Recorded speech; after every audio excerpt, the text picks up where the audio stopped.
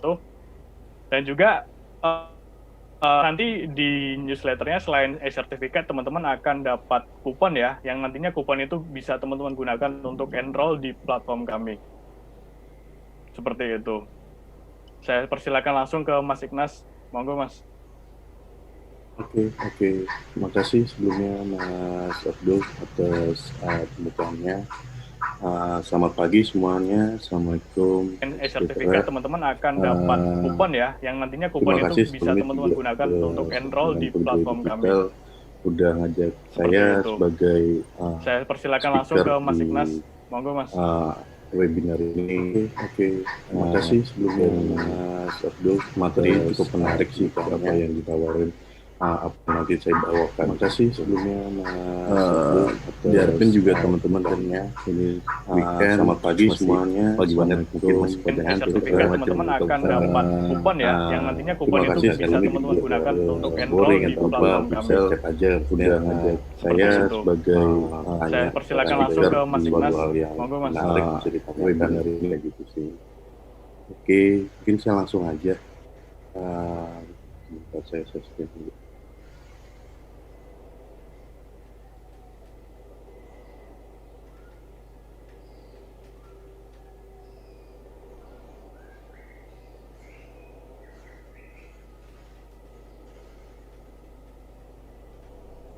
Oke, udah kelihatan kan ya screen saya? Sudah, Mas. Sudah. Oke, lanjut dulu. Oke, selamat pagi semuanya. Selamat pagi lagi. Terus saya di sini perkenalkan diri terlebih dahulu. Nama saya Ignas Karyadi. Sekarang saya bekerja di Dana sebagai security engineer. Sudah, Mas. Lebih tepatnya sekarang saya di job role itu infrastructure security engineer. Apa sih ya? Oke, selamat pagi semuanya. Jadi lagi saya sebagai apa? Saya di sini apa? Nanti saya jelasin dulu. Terus saya kenalkan dari terlebih dahulu. Engineer itu sama saya apa sih? Jadi role jobnya apa saya jadi karena udah kelihatan kan security engineer itu luas banget. Cuma tepatnya sekarang saya di berhubungan dengan infrastructure security engineer, hacking. Oke, selamat pagi semuanya. Jadi oke, lagi saya sebagai apa? Perkenalan singkat dari saya. Saya Sukaryadi. Ini jejak rekam saya di security. Jadi di security saya udah sekitar setengah tahun ya. Di awal karir saya sebagai SOC analis. Apa sih SOC? SOC itu Security Operations Center. Nanti juga itu saya bahas di slide selanjutnya. Jadi kasarnya intinya SOC itu memonitori semua aktivitas terhadap sistem, kayak misalkan ada percobaan hacking, terus percobaan scanning segala macam. Dan selanjutnya juga saya sebagai penetration tester ya di perusahaan saya sebelumnya. Penetration tester itu sebenarnya berkebalikan dengan SOC analis, karena SOC analis itu lebih ke defense di monitoring, kalau penetration tester itu lebih ke attack-nya, jadi yang ngetes sistemnya. Jadi sebelum misalkan ada suatu feature di suatu sistem, itu nanti kita akan tes dulu nih, kira-kira udah bagus belum security-nya. Jadi meminimalisir ketika nanti feature itu udah going live, itu tingkat kerentanannya akan lebih kecil kayak gitu. Selanjutnya juga saya sebagai security analyst sebenarnya nggak jauh beda dengan SOC analyst, tapi cakapannya lebih luas. Jadi kayak misalkan saya juga handle masalah false live, masalah itu certification tanahnya akan perusahaan, kayak misalnya PIS-nya juga saya dengar namanya PCI DSS, itu tuh certification untuk sebuah perusahaan bisa menjalankan pembayaran menggunakan kartu Visa seperti itu. Terus juga sekarang yang infrastructure engineer, saya fokusnya lebih ke infrastruktur security. Jadi kayak misalkan di security itu ada namanya firewall, terus ada namanya IPS, protection system. Nanti saya biasanya bilang seperti itu sih background saya. Oke, selanjutnya sebelum lanjut ke security engineer, saya ingin menjelaskan dulu tentang dana Indonesia. Apa sih dana itu? Dana ialah perusahaan teknologi finansial yang mempermudah uh, visinya itu mempermudah masyarakat untuk uh, melakukan financial services kayak gitu. Jadi kayak misalkan mungkin teman-teman di sini udah pada familiar juga ya, mungkin ada yang pakai dana, atau saya mungkin tanya dulu kali ya, kira-kira teman-teman di sini udah pada pakai dana atau udah pernah dengar dana, mungkin bisa di chat pada pakai dana atau enggak. Oh, oke. Banyak Oke. Mas, banyak. Oke, good. Jadi uh, dana ini banyak sih fiturnya. Jadi intinya kita cashless society. Jadi kita mengurangi untuk menggunakan uang tunai. Kenapa? Ya karena mempermudahkan kita juga untuk melakukan sesuatu. Contoh di dalam fitur-fitur di dana kayak ada pembelian pulsa, terus ada kirim-kirim, misal kita mau kirim uang ke antar bank, terus pembayaran listrik, pembayaran air, telepon. Jadi fiturnya lumayan lengkap sih kayak gitu. Jadi yang mungkin belum coba bisa dicoba aja. Jadi bisa dirasain sendiri ntar keunggulan dana seperti apa. Di dan sendiri juga ada motonya itu trusted, friendly, accessible. Trusted ini sebenarnya juga berhubungan dengan security. Jadi trusted itu dipercaya. Jadi data-data kita yang di dana itu confidentiality itu harus terjaga dengan baik. Makanya kita memberikan metode itu trusted. Jadi kita nggak berusaha kita berusaha untuk menjaga data-data nasabah, data customer kita itu terjaga dengan baik, tidak bocor ke mana-mana atau tidak misalkan data-datanya dijual belikan, tidak begitu. Friendly, nah friendly itu lebih ke uh, user interface-nya, user experience. Jadi yang menggunakan dana dia langsung tahu tuh, oh fungsinya dana ini kayak gini-gini, jadi bisa langsung ngerti. Jadi nggak rumit lah menggunakannya. Terus yang ketiga accessible, yang pasti accessible juga berhubungan dengan security, yang mana masuk ke dalam availability. Jadi dana itu bisa digunakan 24/7. Jadi kita berusaha semaksimal mungkin untuk menyediakan layanan full service. Gitu. Ini tuh dari background dana. Selanjutnya kita masuk ke cyber security fundamental dulu. Jadi sebelum kita bicara cyber security engineer, kita harus tahu tuh cyber security fundamental itu apa. Jadi kita harus tahu di dalam cyber security itu apa sih yang kita jaga, apa yang perlu kita monitoring, kita harus prevent dari serangan-serangan cyber. Jadi yang pertama yaitu yang paling penting kita tahu yang kita jaga itu adalah data.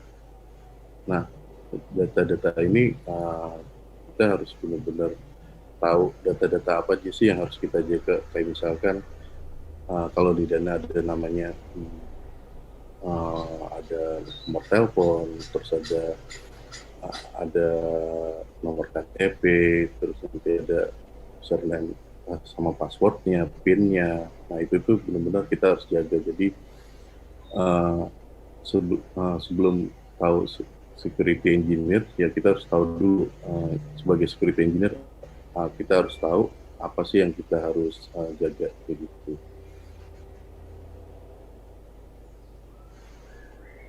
Nah, fundamental security yaitu salah satunya yang tadi itu saya sebut di motonya Dana tadi, trustworthy, accessible. Salah satunya ada yang pertama yaitu availability. Availability itu apa sih?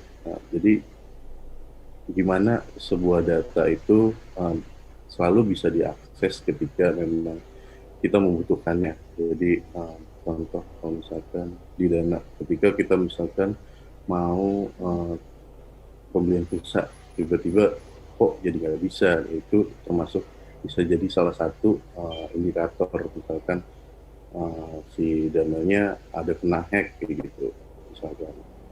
Ya belum tentu juga itu kena hack, itu bisa aja uh, network issue gitu, tapi itu salah satu indikatornya aja kayak gitu. Jadi sebenarnya bisa dicek juga, karena availability itu salah satu termasuk yang paling parah ya kalau misalkan terjadi serangan. Jadi kayak kalau pernah dengar namanya DDoS, denial of service. Jadi ada attacker meluncurkan serangan denial of service. Jadi ke sebuah sistem. Jadi sistem itu benar-benar tidak bisa berfungsi sebagaimana mestinya. Jadi kayak misalkan harusnya ketika kita akses ya lancar-lancar aja. Nah, terus ada attacker mencoba melakukan DDoS. Jadi dia melakukan request yang jumlahnya dalam bentuk besar. Jadi si sistemnya overload. Jadi dia nggak bisa diakses lagi kayak gitu. Jadi makanya kita harus benar-benar menjaga availability terhadap sistem kita. Untuk prevent-nya sih banyak ya. Kalau misalkan kalau contohnya kan availability tadi yang berhubungan dengan DDoS, ya berarti kita harus prevent, kita bisa pasang namanya anti DDoS. Jadi untuk mencegah sistem kita kewalahan ketika ada request yang malicious dari attacker. Jadi kita bisa prevent menggunakan anti DDoS itu. Selanjutnya integrity. Integrity itu apa sih? Jadi integrity di dalam data itu ketika data kita dikirimkan ke baik dari sebuah aplikasi ke belakang ke server, itu tuh datanya tidak berubah.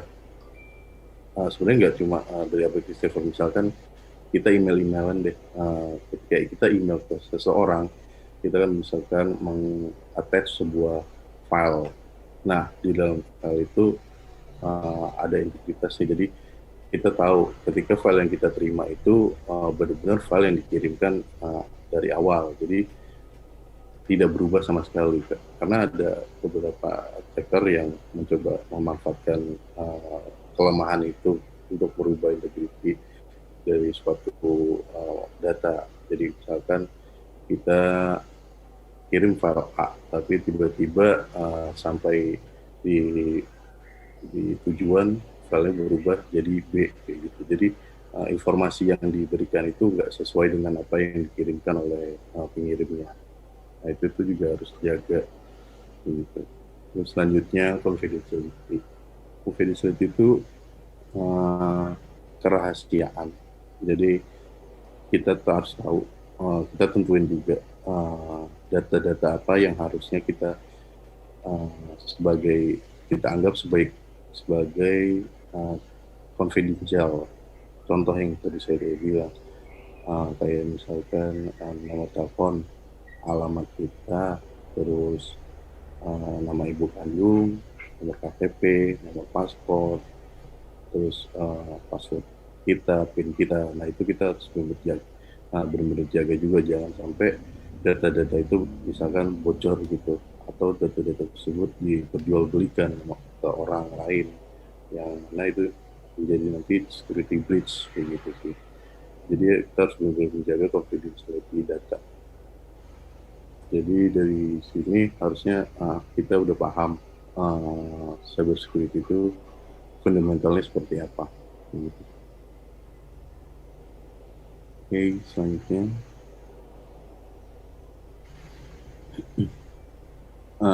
Selanjutnya di dalam security itu ada tiga fundamental juga.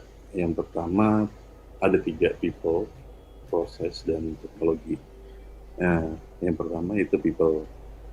People-nya sendiri sebenarnya kalau kita ngomongin masalah security, security itu sebenarnya uh, tanggung jawab semua, nggak cuma orang security doang kayak gitu. Kalau misalkan di sebuah perusahaan ya gitu, uh, security itu ya nggak cuma partai security doang yang harus menjaga kerahasiaan data, menjaga integritas data gitu, enggak. Tapi sebenarnya semuanya kita harus at least kita aware terhadap security. Jadi karena paling rentan yang terkena serangan cyber security itu adalah people, orang, bukan di sistem. Jadi uh, orang itu lebih gampang untuk diserang oleh attacker. Jadi misalkan contoh ketika uh, contoh misalkan dari phishing deh, mungkin nanti saya jelasin lagi lebih lanjut phishing itu apa. Phishing itu kayak misalkan kita dapat email ataupun misalkan SMS ya, SMS terus ada biasanya pada pernah dapat SMS Anda mendapatkan hadiah sejumlah uh, yang harganya yang nilainya gede gitu, terus silakan klik link ini untuk mendapatkannya. Nah, dari situ aja kita sebagai people kalau misalkan kita nggak aware, kita langsung klik tuh. Ketika kita klik, tiba-tiba dia bisa aja langsung hijack handphone kita, atau kita juga habis itu setelah itu ketika kita klik link nanti tiba-tiba kita disuruh masukin username password internet banking kita ataupun sosial media kita. Nah itu termasuk yang makanya saya bilang kalau itu rentan. Jadi sebenarnya security itu tanggung jawab semua orang. Gitu. Yang kedua prosesnya. Prosesnya itu gimana sebuah proses kita bisa anggap aman kayak gitu. Misalkan kita sudah menjalankan prosedur-prosedur dan standar yang memang kita sudah terapkan dengan baik kayak gitu. Jadi kayak misalkan di sebuah perusahaan ketika contoh kalau misalkan kita meminta akses remote itu kita juga harus tahu nggak semua orang bisa remote langsung ke misalkan kita ke kantor gitu remote VPN. Jadi itu harus ada proses prosedurnya kayak gitu. Jadi kita harus define yang secure seperti apa sih prosedurnya kayak gitu sih. Terus tentunya teknologinya yaitu ya kita untuk teknologi sebagai pendukung. Jadi nggak mungkin juga kita melakukan manual yang which is itu merupakan big effort lah. Jadi kalau ada teknologinya itu lebih mendukung kita untuk melakukan pengamanan terhadap sebuah sistem. Jadi dari tiga ini sebenarnya berkolaborasi untuk menciptakan keamanan security. Oke. Oke, mungkin dari cyber security basicnya kita udah paham apa yang saya jelasin. Selanjutnya saya akan menjelaskan apa sih security engineer. Terus ada job role apa aja sih di security engineer itu. Contoh kayak misalkan saya bilang saya infrastructure security engineer. Itu nanti saya masuknya ke tim apa. Terus kalau misalkan saya sebagai penetration tester, itu nanti saya masuk ke tim apa. Terus day-to-day-nya seperti apa. Ngapain aja sih sebagai misalkan saya infrastructure security engineer, saya ngelakuin apa aja setiap harinya. Terus selanjutnya itu challenge di startup company sebagai security engineer itu seperti apa? Karena kalau dari pengalaman saya memang uh, berbeda ketika uh, di startup itu, karena pace-nya untuk workload dan pace-nya itu benar-benar cepat banget. Jadi kan kita mau ada namanya agile. Agile itu perubahan yang berjalan secara cepat. Jadi makanya kita harus bisa mengimbangi perubahan itu. Jadi jangan sampai ketika misalkan sebuah feature itu udah secepatnya harus going live.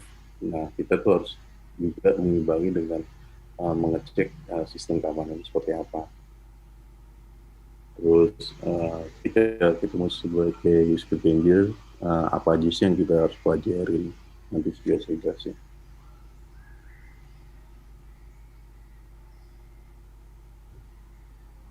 Oke, untuk security engineering sendiri, pengertiannya seperti ini. Jadi ada banyak sebenarnya, tapi ini saya summarize saja.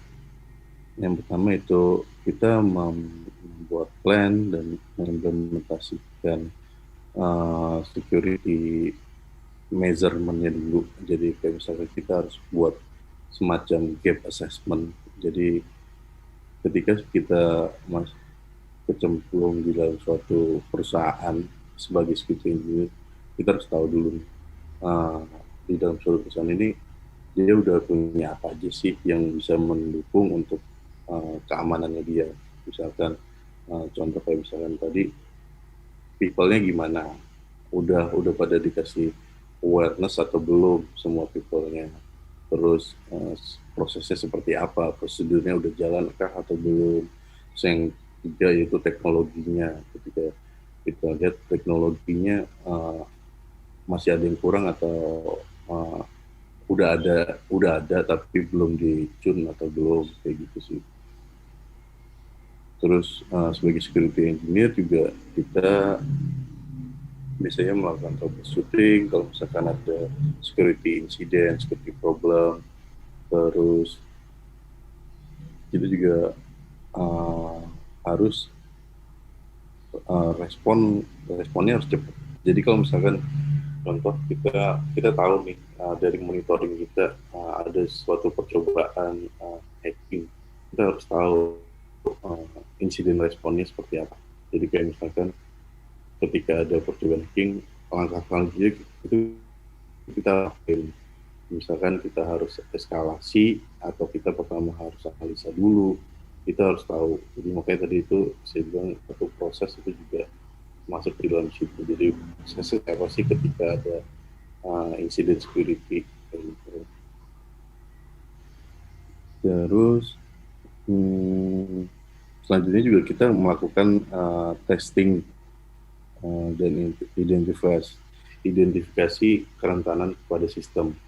Nah, yang tadi saya bilang sebagai contoh misalkan penetration tester. Jadi penetration tester itu fungsinya nanti dia akan sebagai kayak real hacker lah. Jadi dia benar-benar mencari tahu kelemahan sistem kita tuh apa. Jadi sebelum nanti orang lain yang tahu, penetration tester itu bisa langsung dilaporkan ke yang punya sistem. Jadi pusat itu dibenerin gitu. Terus dari administrasinya juga kita biasanya melakukan reporting. Jadi misalkan dalam satu hari ini kita menemukan apa aja, terus ada insiden apa aja yang terkait dengan security, terus habis itu kita juga harus komunikasi dengan departemen lain, misalkan dengan developer, misalkan ada kerentanan atau bug di sistem itu yang berhubungan dengan programnya, kita bisa tanyakan ke developer. Terus kita bisa kasih rekomendasi untuk fixingnya seperti apa, remediasinya seperti apa. Jadi gambaran besarnya seperti itu sih di security engineer. Jadi lebih banyak kita melakukan monitoring, terus kita mengimplementasikan security posture, kayak misalkan security infranya, terus kita juga melakukan testing untuk menemukan celah-celah keamanan, kayak gitu. Oke, selanjutnya. Nah, security engineer ini common-nya terbagi dua, yaitu red team sama blue team. Jadi saya yang tadi udah jelasin, ada namanya penetration tester, ada namanya SOC. Jadi kalau dari saya sendiri sih, saya udah mengalami dua-duanya. Jadi sebagai red team pernah, jadi blue team pernah. Jadi tugasnya red team apa sih? Ya, yang kayak tadi saya bilang, melakukan testing terhadap sistem. Testingnya itu dilakuin kapan aja, apakah setiap 6 bulan sekali, 3 bulan sekali, enggak. Kita harus ngelakuinnya regularly, setiap hari kayak gitu. Jadi karena cyber threat itu berkembangnya cepat banget, jadi kita nggak pernah tahu ada kerentanan apa lagi terhadap sistem kita. Jadi kalau misalkan red team ini biasanya ada namanya penetration tester. Jadi dia nge-test aplikasi, kayak misalkan dia real hackernya, dan testingnya itu ada banyak. Nggak cuma melakukan testing terhadap aplikasi, tapi juga melakukan testing terhadap people. Jadi kayak misalkan social engineering, jadi misalkan melakukan simulasi phishing. Jadi itu juga harus dilakukan oleh tim, oleh red team. Terus kalau untuk yang blue team ngapain sih? Nah, blue team ini lebih ke defensif. Jadi kalau saya sendiri security engineer itu sebagai masuk ke dalam kategori blue team, karena dari saya sendiri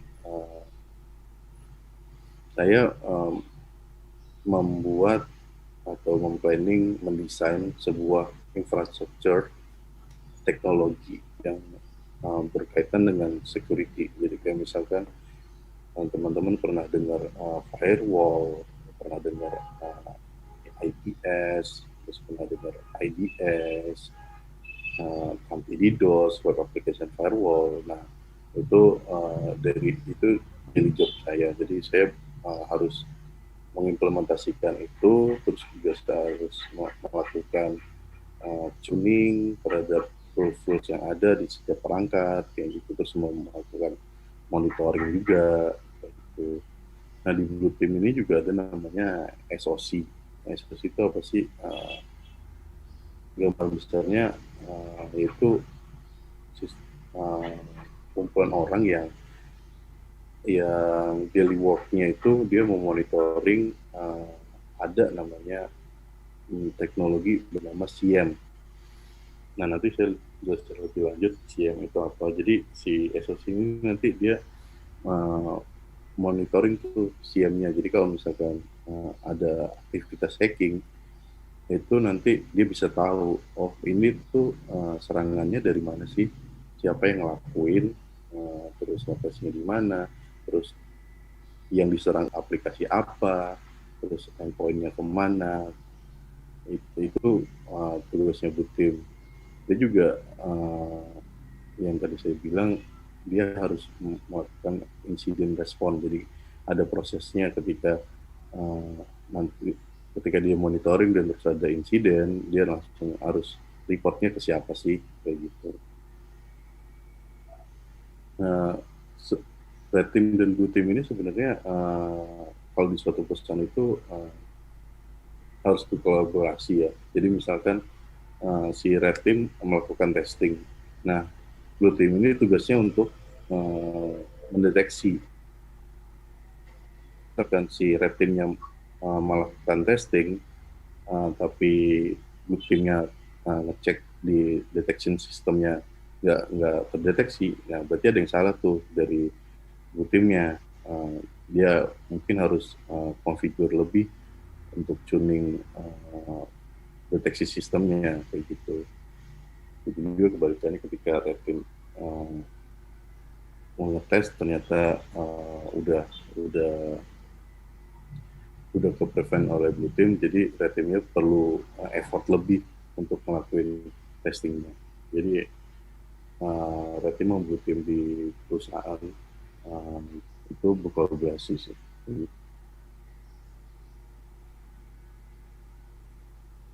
Ya, yang pertama saya bahas Blue Team.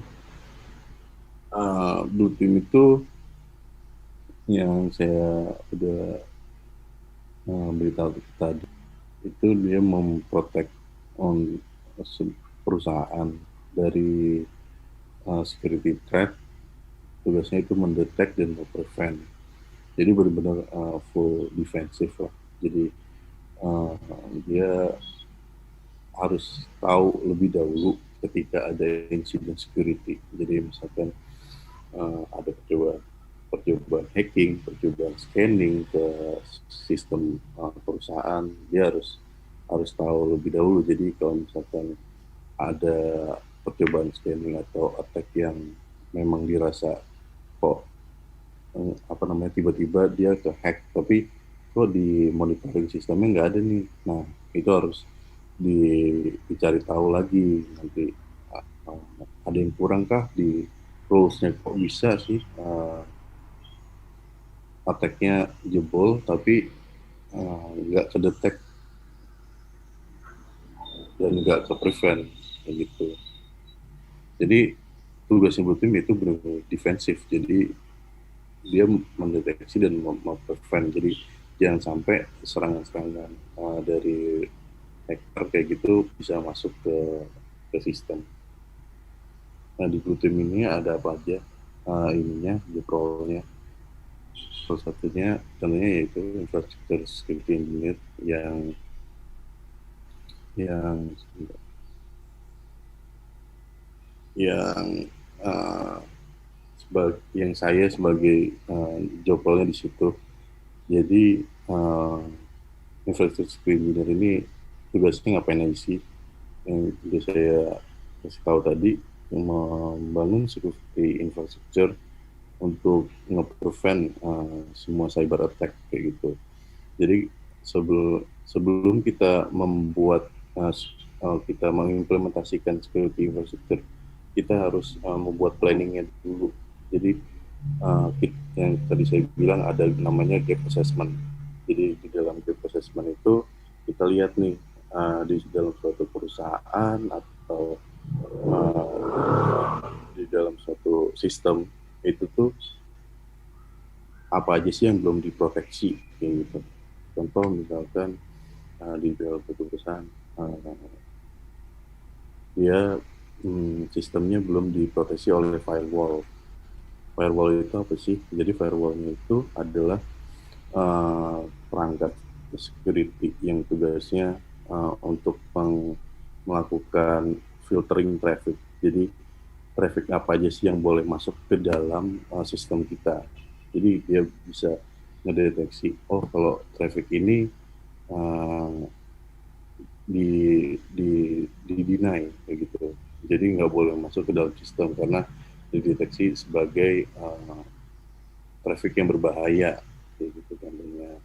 Atau misalkan kita juga bisa set di firewall itu, kita set misalkan customer kita nih cuma dari Indonesia nih, kita nggak perlu uh, apa IP atau country lain untuk masuk ke dalam sistem kita. Jadi kita bisa lakukan, ya udah kita allow cuma dari Indonesia. Jadi itu meminimalisir untuk kalau misalkan ada serangan-serangan dari luar negeri kayak gitu sih. Terus ada juga namanya IPS. Nah, IPS itu apa? IPS itu Intrusion Prevention System. Jadi itu lebih advance-nya setelah firewall. Jadi setelah dia melewati firewall kan, habis itu traffic-trafficnya itu kita harus inspeksi lagi. Ketika kita inspeksi di dalam traffic itu bersih nggak tuh, ada kode-kode yang kira-kira berbahaya atau enggak. Nah, tugasnya si IPS itu untuk mencari kode-kode berbahaya itu, kayak misalkan ada malware-nya, ada virusnya. Jadi sebelum masuk ke dalam sistem itu bisa langsung di-prevent di IPS.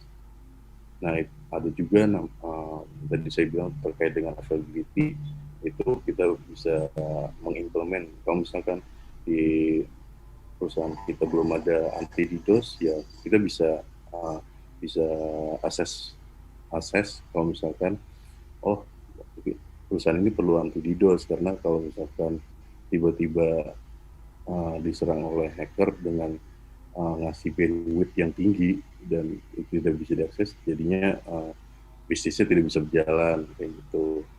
Nah, itu juga kita bisa implement di perusahaan.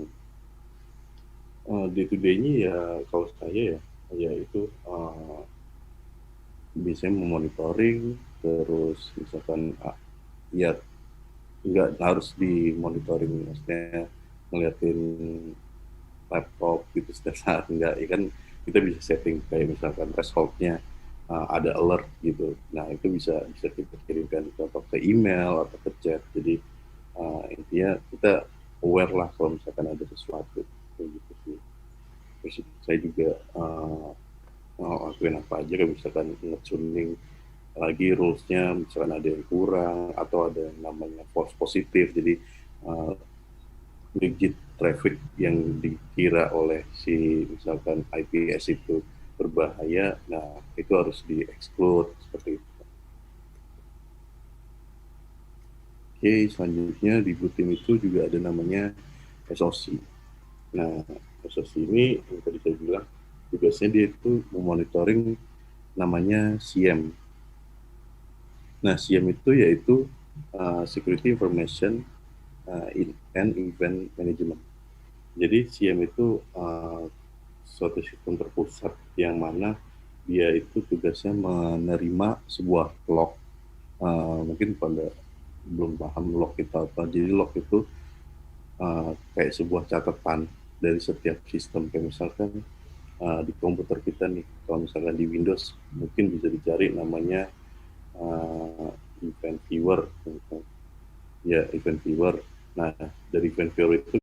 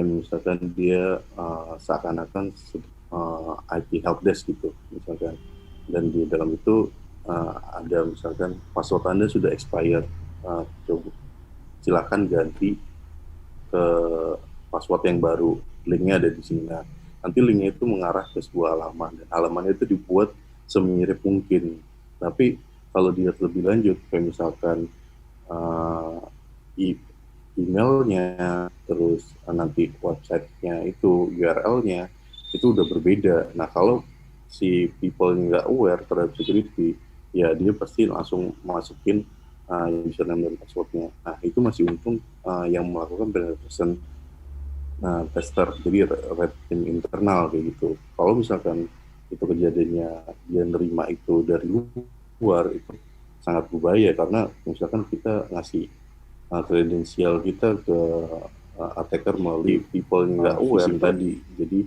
data-data kita yang di dalam email misalkan ada data yang penting, ya udah ketahuan oleh si hackernya gitu. Jadi phishing ini cukup menarik untuk diimplementasikan di perusahaan kayak gitu kalau untuk simulasinya. Jadi kita bisa mengukur awareness-nya people itu seperti apa sih, ya, di perusahaan kita udah pada aware belum sih dengan security kayak gitu.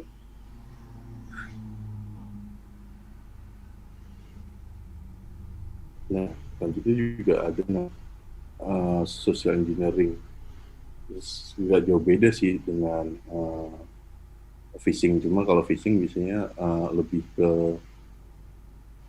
ke kayak misalkan email, terus ngasih link segala macam. Cuma kalau social engineering dia dia berhadapan langsung dengan si targetnya, kayak misalkan mau masuk ke dalam kantor gitu. Kalau misalkan kita kantor, kita kita tahu nih, oh ini pegawai dana, dia pengen masuk terus pengen lihat di dalam kantornya seperti apa, terus dia ngedeketin satu orang, terus nanti orangnya itu tertarik, tiba-tiba udah dia berhasil masuk ke dalam kantor tanpa misalkan dia ngisi guestbook segala macam gitu, terus dia jalan-jalan kemana aja di dalam kantor, terus dia bisa lihat dokumen-dokumen, misalkan ada dokumen-dokumen penting yang mungkin belum dimasukin ke dalam uh, register desk kayak gitu.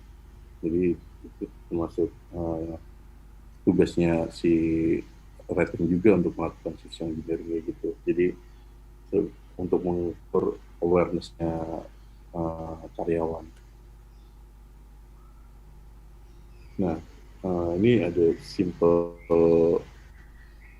prinsip dari red team, yaitu selalu mempunyai escape plan. Jadi kalau misalkan ini lebih ke